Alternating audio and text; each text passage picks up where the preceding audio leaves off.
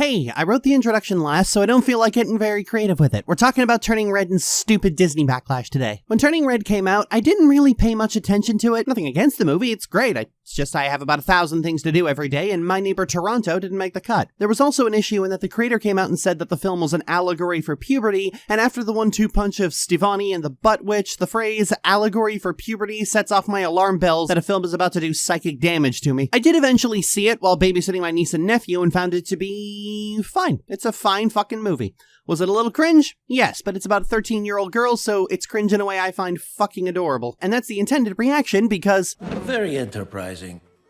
Mildly annoying young lady. A major weirdo. An overachieving dork narc. I accept and embrace all labels. So if you cringe at May, the movie's doing its job. She's a weird little dork lord. All her friends are. It's a movie about 4 preteen girls being goofy and weird and not giving a fuck, and I find that rather refreshing, because you never see that kind of reflective nostalgia for early 2000s tween culture. It's usually the punchline of a very bad, overplayed joke made by a bald guy with a crusty-ass beard. And I think that's the part that tends to fly over some YouTuber reviewers' heads, because while it's not for you isn't really true in most cases, it really is here. Because you have to be genuinely nostalgic for all that tween girl bullshit to really get into the vibe. Well, except me. I could get into the vibe, and I fucking hate most of this garbage. The movie's like, we're gonna be really nostalgic for early 2000s tween culture, and I'm like, okay, movie, I'll walk with you to that pier. I appreciate you being upfront about it. See, I don't really have the issue where if I can't relate to the characters, I can't enjoy their story, because I'm not fucking 12 and obsessively self-absorbed. I can certainly get into the vibe if the movie is earnest enough. I mean, I don't like boy bands. I think they're awful. Always have. I'm a Dragon Force girl. But after an entire movie of May just wanting to go see the pretty boys dance on stage, dealing with all the panda stuff, trying to raise almost $1,000 fucking dollars just to go, finally disobeying her mother openly, and then seeing that one kid at the concert and going, tonight you're one of us, all is forgiven for this one night, and then going absolutely ballistic once it all starts, I was left thinking, damn, this song fucking slaps, cause that's payoff, baby! And they showed up again to be the push needed to make the magic circle work. Well, that's just delightful. Lily, you wouldn't be feeling this way about the music if it wasn't associated with the payoff of the film. Yeah, you're right, and that's just good storytelling. That having been said, that sense of feeling like I'm getting a different perspective died the instant the overbearing parent story made itself more clearly known, which is a more universal experience across all cultures and backgrounds. Kind of like Encanto, which dealt with issues of generational trauma and a perfectionist attitude. It's something I actually deeply relate to, despite many people rather bafflingly insisting I couldn't possibly understand it. I mean, that one scene from Encanto? I will never be good enough for you. Will I? No matter how hard I try. Yeah, swap the grandmother out for a father, and that's just me as a child. Unable to earn her parents' approval and unable to discern why or what I'd done to make them hate me so much. But where Encanto started out like it was going to be another you're destined to save everyone story ended up being about, no, this isn't your fault or your responsibility. Turning Red kind of gives up the ghost the moment it starts. May opens the film with a speech about honoring your parents and how they provide for you and how you should repay them with perfection, which is about as on the nose as you can get regarding what kind of ride we're in for. The number one rule in my family: honor your parents. A huge explosion now, raining debris on all of us.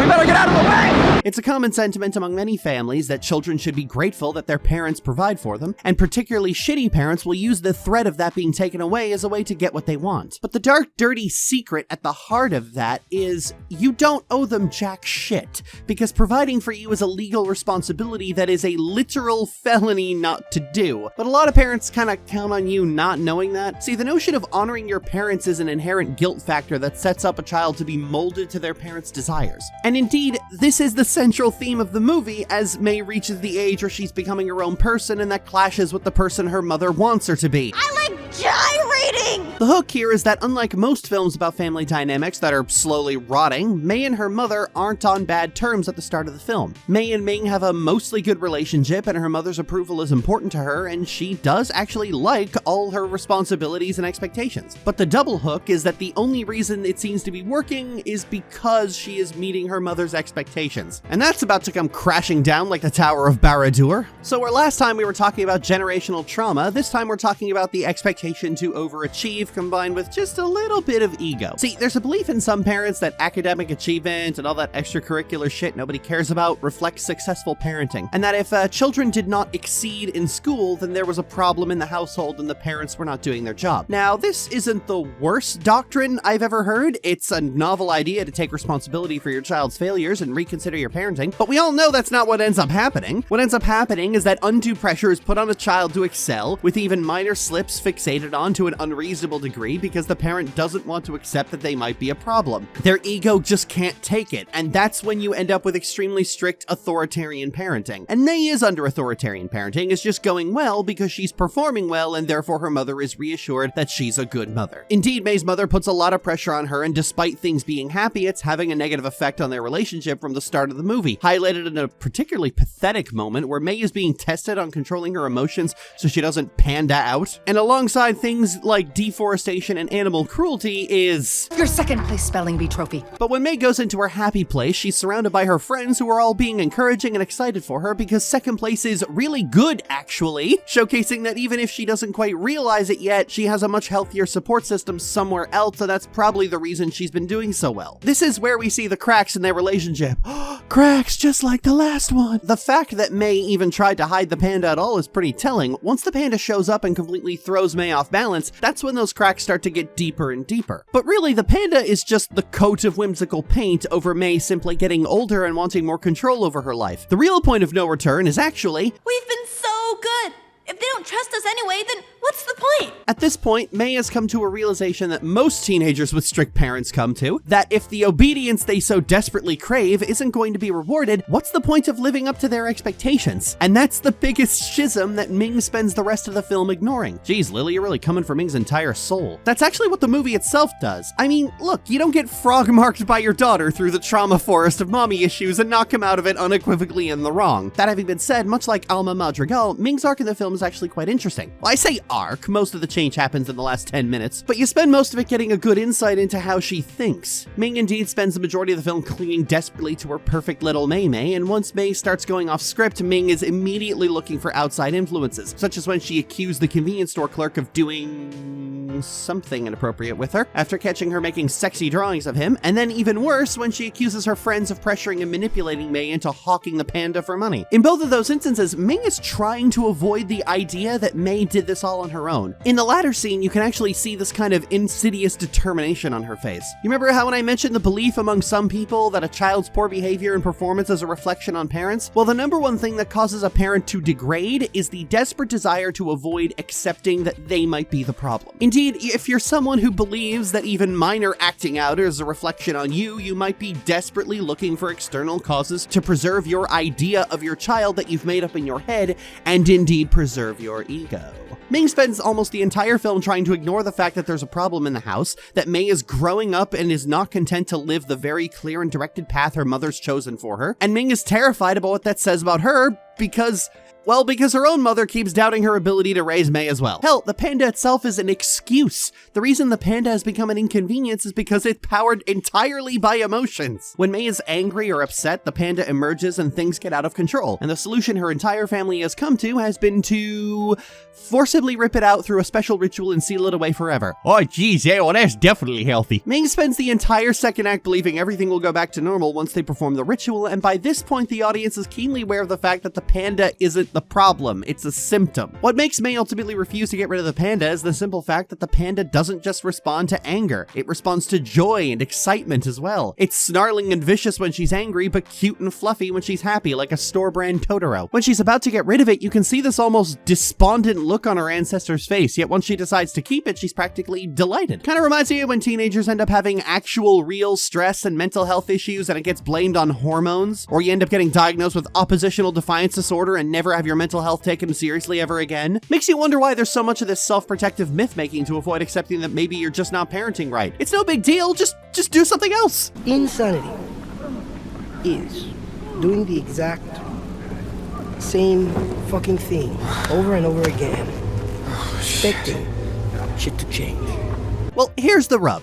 The thing about authoritarian, strict parenting is that it doesn't work. It's been studied and scienced to death, and there have been oceans of testimonials from children growing up with authoritarian parents that it doesn't breed the behavior you want from your kids. At best, you'll end up filmed and put on the internet for everyone to see what a ghoul you are, and at worst, your kids will quietly go no contact as adults and you'll never see them again. Authoritarian parenting has never proven to work. It only fucks kids up and pisses off the parents. So why does it persist so much? Well, the thing is, parenting isn't based on reason and science. It's based on ideology. People bring their attitudes about how children should be raised into it with them, and almost all examples of it not working are blamed on the child for not following the rules. In their mind, children should be docile and obedient, and if they aren't, it's considered a problem with the child. And any external information to the contrary is summarily ignored because it doesn't matter if it doesn't work, it should work. And the conclusion authoritarian parents always come to is that if it doesn't, then they just weren't authoritarian enough. More discipline, more discipline. And none of this is helped by a culture and legal system that has told parents they can pretty much do whatever they want to their children and nobody will say boo to them. It takes nothing less than catastrophic failure to make a parent reevaluate their own actions. Many have correctly pointed out that it's unrealistic that Ming is a more hands-off parent by the end of the film because most parents in her position wouldn't have caved so easily. But most parents don't need their daughter to hold their hand through the trauma forest of mommy issues, so these are not ordinary circumstances. Also, the movie wouldn't be as good if it didn't have a satisfying payoff. This is one of those things where realism would have made the story worse. I mean, realism was thrown out the door the moment they depicted Toronto as a place anyone would actually want to willingly live. Oh, and also the magic panda, I guess, but that's just what Canadians are like. My uncle turns into a beaver if you beat him at backgammon. This near constant stream of excuses and deflections, all to avoid accepting the reality that her daughter is growing up, is ultimately what causes their relationship to hit its breaking point in the climax, where Ming is left with no choice but to accept that her daughter is going to become her own person, whether she likes it or not. And just like Alma, Ming has to very quickly have like 12 epiphanies at once, which, while a little rushed, does continue to be as heartfelt and sincere as ever. You try to make everyone happy, but are so hard on yourself. And if I taught you that, I'm sorry. It's been pointed out before that it seems like the new trend in films is parents apologizing, which, given how most millennials grew up, yeah, I can understand why that's becoming more prevalent. And this is why the backlash to it, and the way people continue to use it as some kind of cudgel, is just the dumbest fucking thing I've ever seen. Not just from the usual crop of jackasses who scream at anything that has a bean-shaped smile, but all the faux criticisms that came from it afterward. I mean, I know why it happened, it's not baffling or confusing, it's just tiresome. Part of this is a general backlash to Disney that is about 30% based on Disney's actual business practices, and 70% I oppose the current thing that's been splashing over into all their subsidiaries. This is why you'll find people who just will not shut the fuck up about how much they hate the MCU for supposedly ruining cinema, and how a trope from 40 years ago is Marvel writing, and how being quippy is now the biggest sin on the planet. You know, that guy who's just picked that hill to die on. But a not insignificant part of this is that while large swaths of animation in the 2010s shifted into trying to recreate Toonami, Disney remained the sole outlier, telling less and less action and magic-oriented stories, and more stories about frictions between people. This caused a few people to bemoan the fact that Disney villains were going extinct, and that coincided with a hyperinflation of the importance of villains to the point it became the only thing a lot of people cared about. I mean, Frozen came out and was about the weird relationship between estranged sisters, and made more money than God, and it's directed Disney's output ever since. And just like Turning Red, Frozen had this enormous backlash to it, with its story being nitpicked to high hell because it didn't have a real villain and was about talking about your feelings. But they hung 5 lampshades on Love at First Sight, so I guess that makes it film Satan. And that was just the running discourse about Disney films for the next decade, especially when Disney's attempt to jump onto the fantasy train thoroughly failed, because the audience for these things is decidedly niche and went right back to just making children bawl their eyes out. I'm not alone in noticing that the way people sneered at films like Turning Red coincides with the way they sneer at any film that dares to be about something other than fantasy battles against redeemable villains, not to mention the unrelenting racism and misogyny that has defined animation discourse for years at this point. See, Pixar films for a long time were about male angst, fatherhood issues, socialism, fatherhood issues, midlife crises, fatherhood issues, Brad Bird ranting about participation trophies, and fatherhood issues. You get the idea. This is why Pixar was such a darling to so many in the animation scene. And the running theme throughout the movie is that they call a mixed mixed bag is that they're usually about girls and girls' feelings. Brave, which they turn their nose up at and is about the relationship between a daughter and her overbearing mother. Oh hey, just like Turning Red. Inside Out, which they pulled that Kimba the White Lion bullshit at. And indeed Turning Red, which they had a full-on post-Trump meltdown about. There's other films that they snub that aren't necessarily about girls, but they snub them for very similar reasons. The stories are about things that old white men can't necessarily relate to, and that's supposedly a problem. I mean, Turning Red's actual main central plot is about dealing with the expectations of an overbearing mother, which is something that a lot of people across a vast ocean of backgrounds can relate to, but it's also about a young girl who just really wants to go to a concert and watch The Pretty Boys, which is not nearly as universal. The film is deeply and passionately nostalgic for early 2000s tween culture. They're all middle school girls, they speak to each other in texting slang, worship a boy band like it's a god, one of them is clearly reading Twilight and it's not played up as a joke, you get the idea. They're passionate about everything that is the punchline of every joke my generation has made for the last 20 years. I'm not kidding when I say most of the internet, and indeed a lot of pop culture, is predicated almost entirely around being mean to girls just because, and if girls like something, it is immediately the target of mockery. This topic has been beaten to death, but the Twilight books and films are indeed absolutely awful. Not to put too fine a point on it, but I don't think any other author has been sued by an entire nation before. It's racist, it's deeply misogynistic, it's just terrible for very legitimate reasons. And just like with Disney, people my age sidestepped those reasons and focused on the fact that vampires and werewolves had been decidedly emasculated, and making fun of girls for being Team Riley and Team Harper. Oh no, wait, that was the other Kristen Stewart chick flick. I can count the number of internet movie critics who actually critiqued Twilight for its actual real faults on one hand, because it was one. Hell, before the triple threat of Family Guy, The Big Bang Theory, and the MCU, the obsessive nitpick train for hypersensitive losers trying to fake a personality was Titanic. Because a lot of grown-ass men couldn't accept that for an entire decade, the highest-grossing movie of all time was a chick flick starring a beautiful pretty boy. This is also half the reason a lot of people vehemently hated the Star Wars prequels, because the second movie was predominantly a chick flick starring the menacing tough guy Darth Vader as a smooth, brooding pretty boy. They Backstreet Boy'd Darth Vader, and to loser neckbeards, that was profane. Before you start with the whole, oh, I don't think it's really that routine you guys always start up with when I point out the racism, misogyny, or both in fandom behavior, this is something we have documented many times. Even if the film was bad, that wouldn't have warranted the seething hatred that continues to fester for it. Look, I'm a critic myself. I criticize for a living. I certainly know the value of having something that is endlessly unpackable at your disposal when the idea bucket runs dry, but this sure as fuck isn't it.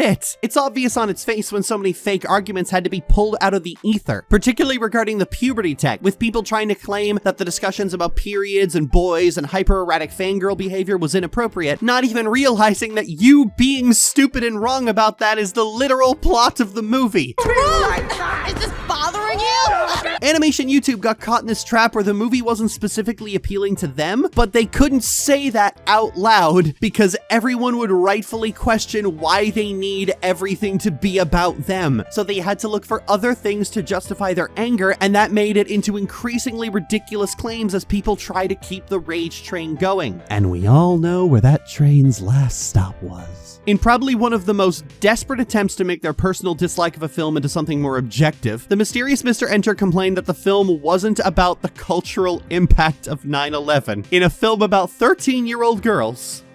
A year later, in a different country entirely. Now, we all hammered him into the ground for this, and rightfully so. There's a lot of valid complaints to throw at any work of animation. I'm not about to suggest criticism of children's media is a waste of time. It's literally my fucking job. But the worst form of any criticism is when you complain that the movie you watched wasn't a different movie entirely. If he wanted to watch a movie about 9/11, there's a bunch of films out there doing that. But the thing is, he doesn't.